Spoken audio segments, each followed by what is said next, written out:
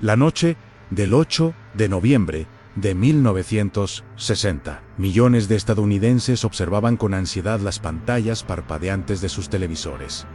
Los números cambiaban cada minuto. Illinois aparecía en azul, luego en gris, luego nuevamente en azul. Texas oscilaba en California. Permanecía incierta. Richard Nixon, desde su suite en el Ambassador Hotel de Los Ángeles, vigilaba cada cifra con la precisión de un estratega militar. Frente a él, asesores murmuraban proyecciones contradictorias. El margen era microscópico.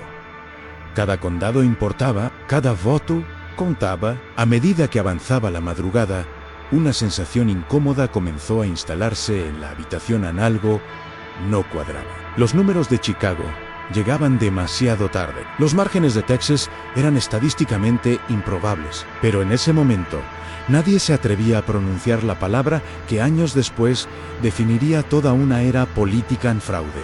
Nixon apretaba los puños, consciente de que aquella noche no solo se jugaba una presidencia, sino algo mucho más profundo y peligroso. Estados Unidos atravesaba uno de los momentos más tensos de su historia reciente. La Guerra Fría dominaba cada decisión estratégica, cada titular periodístico, cada discurso político. Apenas un año antes, el incidente del avión espía UR había humillado públicamente al gobierno de Eisenhower, exponiendo operaciones secretas y erosionando la credibilidad internacional del país.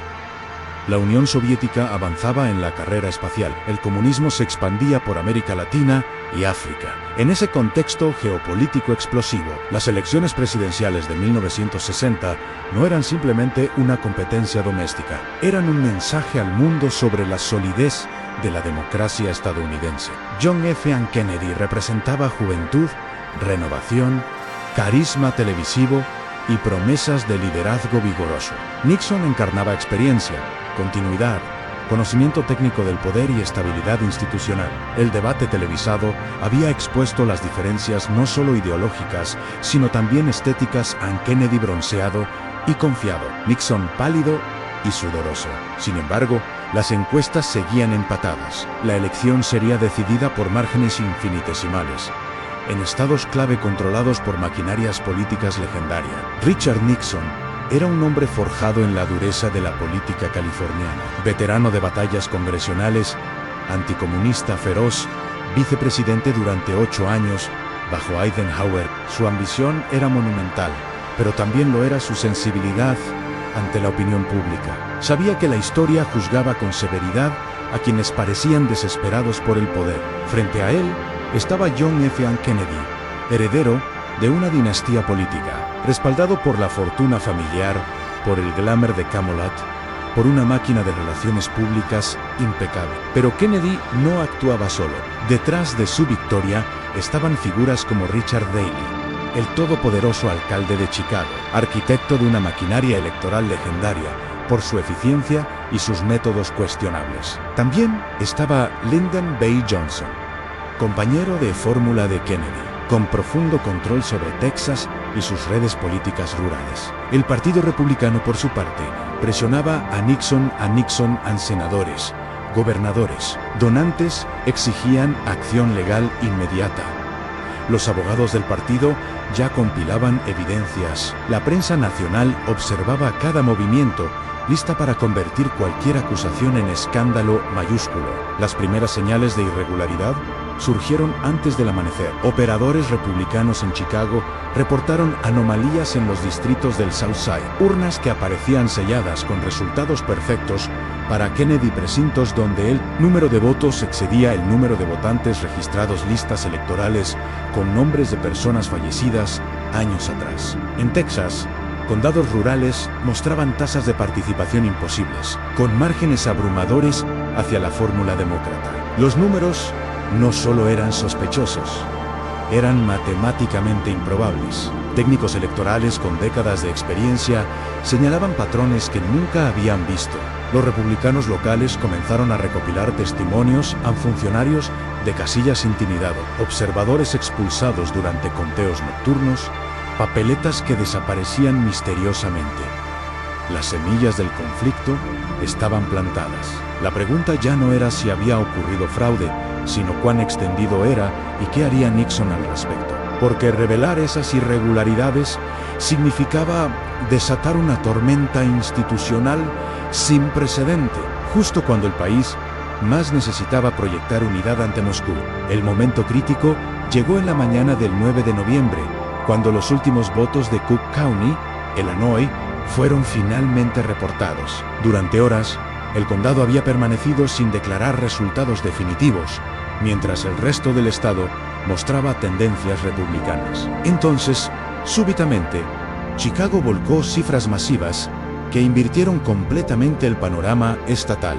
Kennedy ganó Illinois por apenas 8.8 votos de un total de 48 millones emitidos. Ese margen microscópico le otorgaba 27 votos electorales cruciales. Sin Illinois, Kennedy no alcanzaba la mayoría necesaria. Los asesores de Nixon irrumpieron en su habitación con carpetas repletas de datos. Distritos que reportaban participación del 110%. Precintos donde literalmente todos los votos registrados favorecían a Kennedy. Áreas donde los totales superaban la población adulta elegible. Un análisis preliminar sugería que eliminando solo las irregularidades más evidentes, Nixon recuperaría Illinois. Agregando las inconsistencias de Texas, el panorama electoral se revertía completamente. Los abogados republicanos argumentaban que tenían base legal sólida para impugnar. Los líderes del partido exigían acción inmediata. Pero Nixon, silencioso, miraba por la ventana hacia el amanecer californiano, calculando algo que iba mucho más allá de los números electorales. Lo que comenzó como sospechas aisladas se transformó rápidamente en un cuerpo sistemático de evidencias. Investigadores republicanos desplegados en Illinois y Texas enviaban reportes cada hora. En Chicago, testigos describían camiones que llegaban a depósitos electorales en plena madrugada, supervisados por operarios de la organización Daley. Funcionarios de casillas confesaban haber sido instruidos para corregir papeletas con errores, favoreciendo siempre al candidato demócrata. En varios precintos del South Side, las firmas en los registros electorales mostraban evidentes falsificaciones a la misma caligrafía repetida cientos de veces. Un análisis grafológico preliminar sugería que bloques enteros de votos habían sido fabricados por un puñísimo grupo de personas. En Texas, la situación era igualmente turbia. Condados controlados por aliados de Lyndon Johnson reportaban cifras imposibles. Comunidades rurales con 300 habitantes registraban 500 votos. El condado de Fannin, con población adulta de 4.000 personas, declaró más de 6.000 votos emitidos. Los republicanos compilaban testimonios, fotografías de documentos, análisis estadísticos. La crisis ya no era potencial, era real, documentada y potencialmente explosiva. La pregunta estratégica emergía con claridad brutal. ¿Debía Nixon detonar esta bomba? Los equipos legales republicanos presentaron a Nixon un dossier devastador. El documento, compilado durante semanas de investigación intensiva, contenía más de 200 páginas de evidencia sistemática. En Cook County se identificaron al menos 43 precintos donde los votos totales excedían el censo de votantes elegibles. Un precinto particular registraba 748 votos para Kennedy y solo 17 para Nixon, en un vecindario históricamente mixto. Análisis comparativos con elecciones previas mostraban desviaciones estadísticas imposibles de explicar mediante cambios demográficos normales. En Texas, el informe documentaba irregularidades en 22 condados, con especial énfasis en aquellos bajo control directo de la maquinaria Johnson. Testimonios jurados de funcionarios electorales describían instrucciones explícitas para alterar conteos. Fotografías mostraban urnas abiertas antes del cierre oficial. Expertos matemáticos calculaban que la probabilidad de que tales patrones ocurrieran naturalmente era estadísticamente nula. El margen nacional entre Kennedy y Nixon era de apenas 118.000 votos de un total de 68 millones, una diferencia del 0,17%.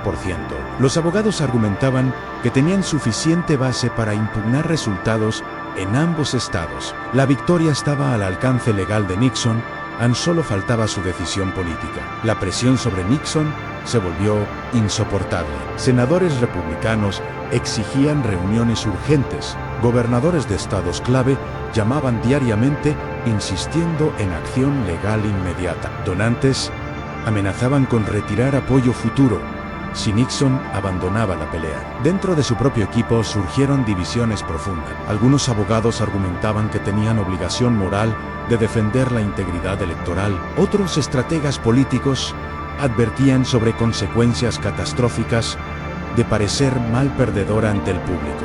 La prensa comenzaba a olfatear la historia. Periodistas investigativos hacían preguntas incómodas sobre Chicago. Los demócratas, anticipando el ataque, preparaban contraofensivas mediáticas. Acusarían a Nixon de intentar robar una elección legítima, de socavar la democracia, de debilitar a Estados Unidos ante sus enemigos. Eisenhower, aún en la Casa Blanca, enviaba mensajes contradictorios.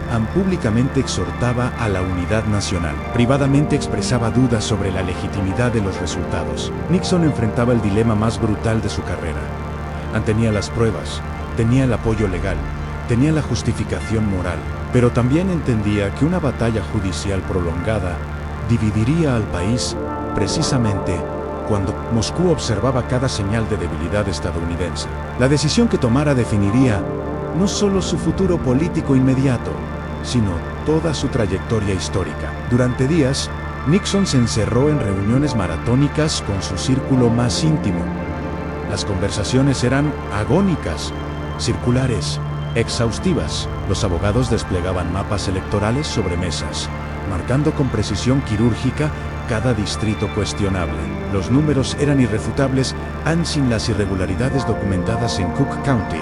Illinois viraba republicano. Sin los condados manipulados de Texas, ese estado también cambiaba de color. Con ambos estados, Nixon alcanzaba los 270 votos electorales necesarios para la presidencia. La victoria legal era viable, quizás incluso probable. Pero entonces emergían las otras consideraciones, las que trascendían las matemáticas electorales. Un litigio prolongado mantendría al país sin presidente electo definitivo durante meses, justo cuando Kennedy ya comenzaba a formar su gabinete y el mundo observaba. La Unión Soviética podría interpretar el caos interno como oportunidad para movimientos agresivos en Berlín o Cuba. La prensa internacional ridiculizaría la democracia estadounidense. Y, personalmente, Nixon comprendía que ser visto como el hombre que robó la presidencia mediante tecnicismos legales destruiría cualquier posibilidad de retorno futuro. La ambición a largo plazo comenzaba a pesar más que la victoria inmediata. Nixon calculaba, siempre calculaba, midiendo cada consecuencia en escalas temporales que sus asesores no alcanzaban a percibir. La decisión final ocurrió en una reunión privada. El 18 de noviembre de 1960 Nixon convocó únicamente a sus 3 asesores más cercanos. Sobre la mesa reposaba el informe completo en evidencias, testimonios, análisis estadísticos, estrategias legales. Los abogados habían preparado la documentación para presentar impugnaciones formales en Illinois y Texas. Antes del límite legal, todo estaba listo. Solo faltaba la orden de Nixon durante casi una hora. La sala permaneció en silencio mientras él releía secciones clave del documento. Finalmente, cerró la carpeta con gesto definitivo y pronunció las palabras que cambiarían la historia. No lo haremos. El país está demasiado dividido. No puedo ser responsable de crear una crisis constitucional que beneficie a nuestros enemigos. Sus asesores intentaron argumentar, pero Nixon levantó la mano, deteniendo toda discusión. Explicó su razonamiento con claridad implacable. Una batalla legal lo presentaría como político desesperado y vengativo. La prensa nacional mayoritariamente favorable a Kennedy lo destruiría mediáticamente. El Partido Republicano quedaría marcado como obstáculo de la estabilidad democrática. Y personalmente su imagen pública sufriría daño irreparable. Pero agregó algo más, algo que revelaba la profundidad de su cálculo estratégico. Volverán en 8 años, volveré, y cuando lo haga, será sin esta sombra sobre mi cabeza. La decisión de Nixon provocó ondas de choque en múltiples direcciones. Dentro del Partido Republicano, la reacción fue mixta. y tensa. Algunos líderes comprendieron inmediatamente la lógica estratégica. A Nixon se posicionaba como estadista que priorizaba el país sobre ambición personal. Otros, especialmente los senadores más combativos, sintieron traición y oportunidad desperdiciada. Los donantes republicanos quedaron desconcertados. Habían invertido millones esperando una batalla hasta el final. En privado, muchos cuestionaban si Nixon había perdido la voluntad de pelear cuando más importaba. La prensa nacional, sin embargo, reaccionó exactamente como Nixon había anticipado. Lo presentaron como héroe cívico, como patriota que aceptaba derrota con dignidad democrática. Los editoriales elogiaban su madurez institucional. Kennedy, por su parte, permaneció estratégicamente silencioso, evitando cualquier comentario que pudiera reavivar sospechas sobre la legitimidad de su triunfo. Públicamente agradeció a Nixon por su civilidad. Privadamente, su equipo respiraba aliviado. La amenaza legal había sido neutralizada sin necesidad de confrontación.